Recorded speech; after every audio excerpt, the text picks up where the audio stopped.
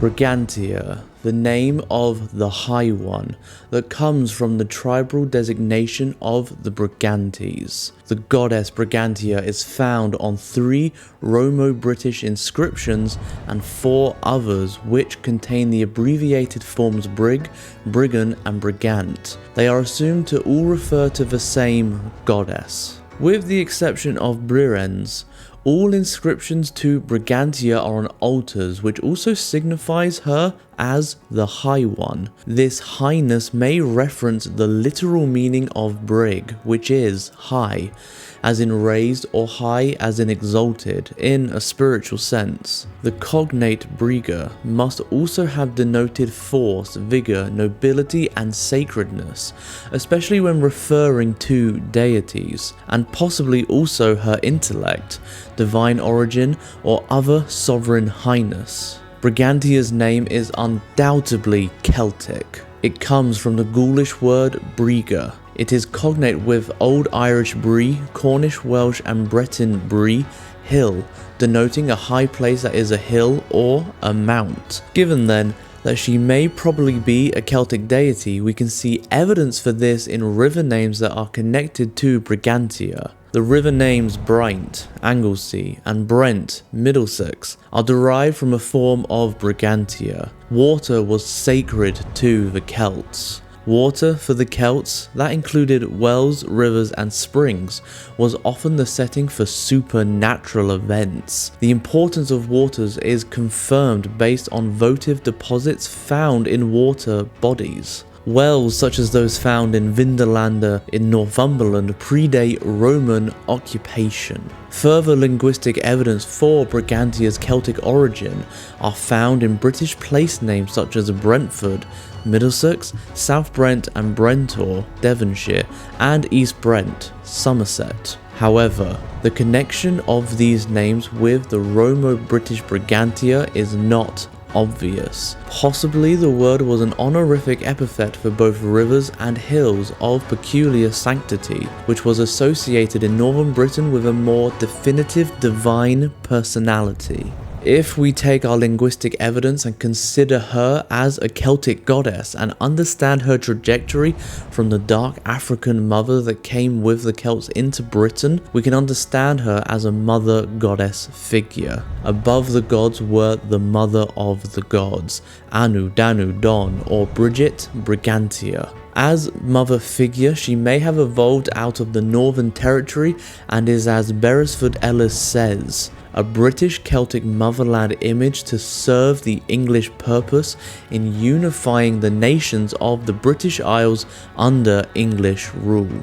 Within the mother goddess image, we can identify her as the tutelary goddess of the Brigantes tribe, who took their name from her. Beck has shown that she is more than the personification of the Brigantes, but is a goddess in her own right. Her areas of concern included protecting the tribe, ensuring prosperity and fertility in the home, and inspiring success in the learning arts, especially poetry. She is also the unifier, as previously mentioned. The aforementioned characteristics are all depicted on the statue of Brigantia of Birins in England, now kept in the National Museum of Scotland in Edinburgh, where she stands tall as a tower of strength. What has been the source of fascination for us with Brigantia was Macculloch's claim that Brigantia's popularity is seen in the continuation of her personality and cult in those of Saint Brigid. As unifier, Brigantia could be regarded as the symbol of the British Empire as Britannia. We have here undoubtedly a goddess of Britain. In addition, Brigantia was also associated with healing. This is in keeping with her as a mother goddess, her role as a tribal protector, and with her connection to water. On an inscription at Hadrian's Wall, she is referenced as a nymph. This connection to water and healing is once more indicative of Brigid of Ireland. We are still undecided about her divine origins. She may be Celtic, but she may also be classical. For a start, if it wasn't for the Romans' custom of regularly making images of divine beings in stone and metal and writing dedications to them in the same durable materials, we wouldn't have our information of her today. That aside, it cannot be denied that under Roman rule, Brigantia not only flourished but gained prominence. Brigantia is sometimes equated with Victoria, the Roman goddess of victory. This is evidenced in the sculptured relief from Brienne's north of Hadrian's Wall, wearing wings and a mural crown.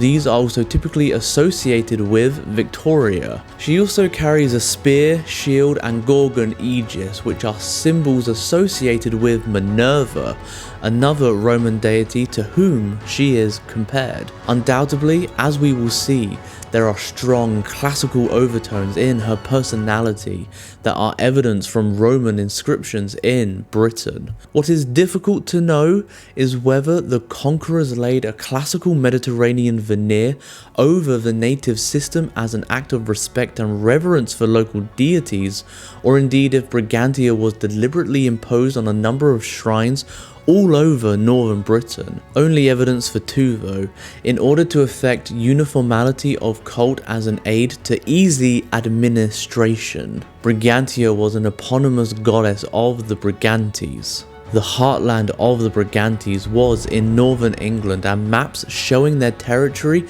show it stretching from east to west coasts. It covered the majority of the land between the River Tyne and the River Humber, covering much of what is now Yorkshire, Northumberland, County Durham, Lancashire, and into Cumbria. Known initially as Abothaces, conquerors, they were a large, powerful tribe, territorially the largest Brythonic tribe or kingdom of ancient Britain. They would have had a wide trading influence, and chances are that their deities would have been known of and probably worshipped in neighbouring tribal areas. They were a restless race. Many of them probably emigrated to Ireland around 500 BC. Brigantes means high ones. Briganti means highest one. The latter may be a designation for the Celtic mother goddess. Their name may also be interpreted as meaning overlords. Regarding who they were,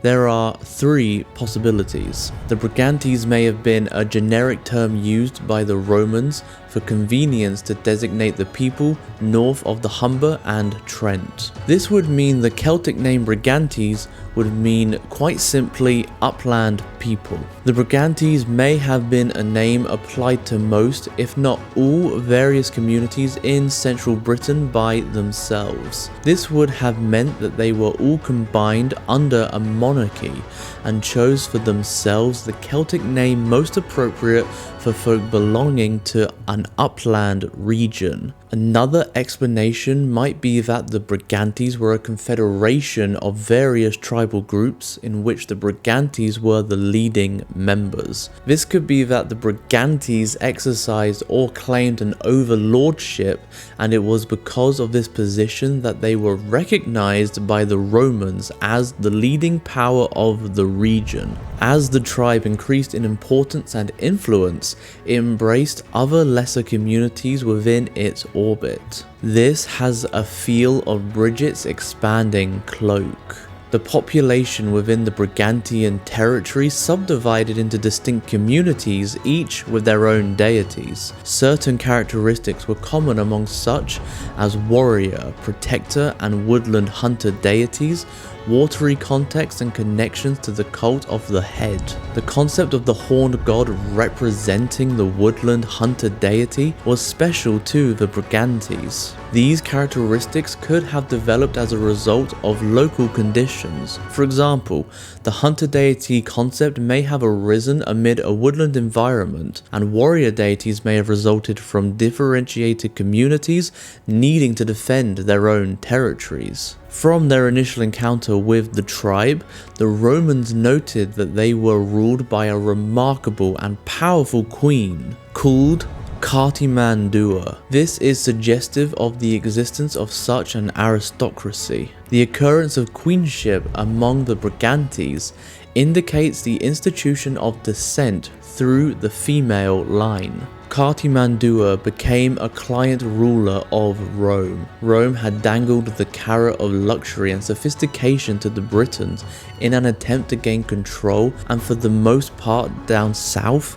it had been successful. Cartimandua formed an alliance with Rome. In AD 48, a southwestern section of her kingdom rebelled and threatened the safety of a Roman official who was leading an expedition into Wales to overcome the king of the Catualoni tribe, Caractacus. He was king of the southern tribes who were still trying to resist Roman conquest. Caractacus attempted political assignment at Cartimandua's court, but she handed him over to the Romans. Caractacus and his family were taken to Rome to be executed, but his eloquence spared his life. He managed to talk his way out of execution. He and his family were spared, but they lived out the rest of their lives within the confines of Rome. Cartimandua had married a British chieftain, Venotius. Once Caractacus had left the scene, Venotius was next in line for valor and military experience. However, within a few years, Cartimandua had fallen out with Venotius. He was not her equal in kingship. When Venotius tried to raise an insurrection, Cartimandua enlisted Roman support. Her quarrel with Venotius was patched up, and she remained dominant over the Brigantes. This fact, and her continued alliance with Rome, probably explains why the Brigantes did not join the Boudiccan insurrection in AD 61. 8 years later, their leader was once more quarreling with Venotius. This time, she divorced him. Venotius raised another insurrection and sent for neighboring tribes outside the Brigantian Confederation for help. Cartimandua requested Roman help once more, which was granted. She and her new consort Velocactius were taken out of Brigantia, leaving Venotius as undisputed ruler of the Brigantes. Venotius and the Brigantes were eventually defeated by the Romans, and the whole of Brigantia came under Roman rule. It ceased to be a client kingdom and became just another area of Roman-occupied Britain. No more is heard of Cartimandua from this point on. The Brigantes, under Roman rule, started to move towards Ireland, seeking political refuge. Ptolemy mentioned a group of Brigantes on the Wexford coast. In 1927, some excavations were carried out at Lambie Island off the coast of Dublin, which showed a cemetery of the period. Artifacts such as swords, shields, and 5 Roman fibulae were all untypical of Irish weapons of the time, but closer to the artifacts from cemeteries of the Iron Age of Brigantia. Back in Britain, about AD 118 or AD 117, the Brigantes rebelled and drove out or massacred the Roman legion which was stationed at York. The rebellion spread through North Britain. Hadrian arrived a year later, bringing fresh troops, and soon forced the Brigantes to surrender. Hadrian built his famous wall, with its periodic fortresses to provide a barrier against the Brigantes. It was a strong patrolled frontier that marked the northern boundary of the Brigantes. All tribes to the north were considered Brigantia. It was built to keep them out, but also possibly to keep the southerners in. The wall symbolized conquered Britain and those that opposed it. The wall is 73 miles long and runs from west coast to east coast Britain, near the present-day border between England and Scotland. With the extinction of the dynasty, Brigantia may have lost something of her celestial grandeur and her popularity with the 6th Legion. The Romans have told us no more of her history. Arguably, this could signify that Brigantia was indeed a Roman creation if she disappears as quickly as she rose to prominence. It could also mean the wild barbarian north and all associated therein was of no interest to the Romans, their goddesses such as Brigantia included. From the Brigantes tribe, we can see Brigantia as symbolizing unity amid diversity within the region. If we consider her a typical Celtic territorial goddess.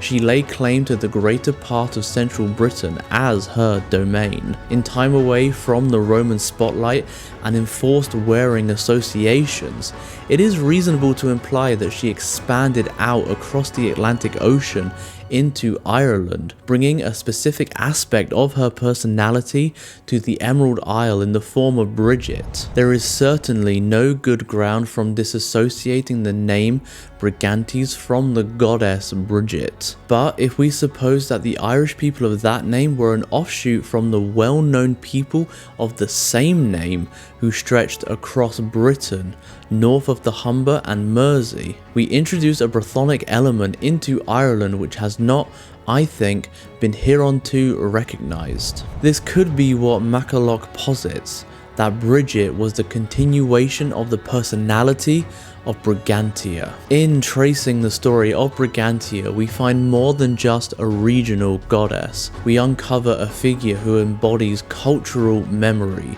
tribal identity, and divine sovereignty. Whether seen as a Celtic mother goddess, a Romano-British hybrid, or a unifying force that transcended borders, Brigantia stands tall in both historical record and spiritual imagination. Her presence bridges the earthly landscapes of Britain and the sacred waters revered by the Celts, all while echoing through the figure of Brigid in Irish tradition. Though the Romans may have silenced her temples, her influence flows on through place names, myths, and the spirit of the land itself. Brigantia invites us to reflect on the resilience of ancestral belief and how divine archetypes evolve yet endure, forever intertwined with the peoples and places they once protected.